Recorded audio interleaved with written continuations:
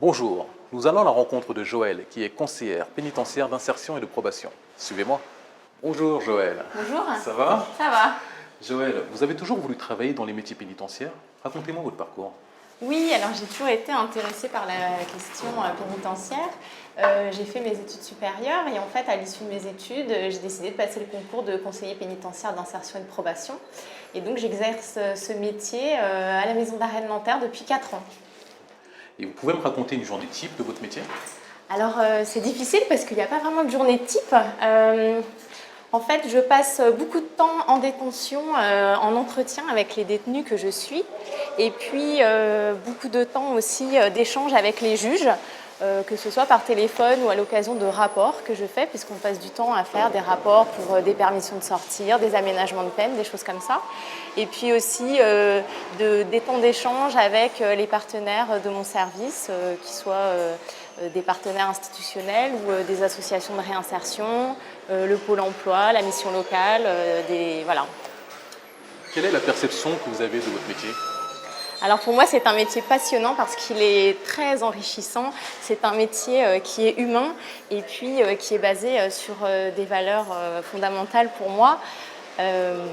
Voilà, avec des valeurs très importantes comme la discipline, la justice, voilà. Et puis la mission essentielle de mon métier qui est la lutte contre la récidive. Quelle est la relation que vous entretenez avec les personnes détenues? Alors je les vois un maximum de fois, oui, pour essayer de les connaître au mieux et de pouvoir en fait évaluer leur situation, de les accompagner et puis de les conseiller et de donner les informations au juge pour que le juge prenne les décisions qui concernent les personnes détenues. Comment vous voyez-vous évoluer à l'administration pénitentiaire?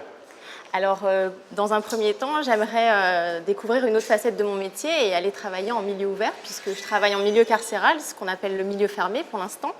Et puis ensuite, j'aimerais devenir référent métier à l'école de l'administration pénitentiaire. Et pourquoi pas passer un concours pour un métier à plus de responsabilités, toujours dans l'administration pénitentiaire. Selon vous, quelles sont les principales qualités pour effectuer ce métier? Alors, je pense qu'il faut être capable de s'adapter parce qu'on rencontre des gens qui sont très différents et des situations qui sont très différentes. Et puis, il faut avoir des grandes capacités d'écoute puisqu'on se retrouve avec des gens qui ont des parcours de vie qui sont souvent compliqués. Et voilà, il faut écouter pour pouvoir connaître et évaluer les personnes. Tout ça, toujours dans un but de prévention de la récidive et de réinsertion. Quel conseil donneriez-vous à une personne qui aimerait faire ce métier? Alors, je lui conseillerais de bien faire le point sur ses motivations et puis de se renseigner peut-être un peu sur le milieu carcéral pour être sûr de choisir le bon métier parce que c'est quand même un métier qui est assez spécifique dans lequel il faut être capable de prendre du recul sur les choses et puis toujours ces qualités d'écoute, de rigueur, voilà. Et quel est le mot qui décrirait le mieux votre métier? C'est la justice, évidemment.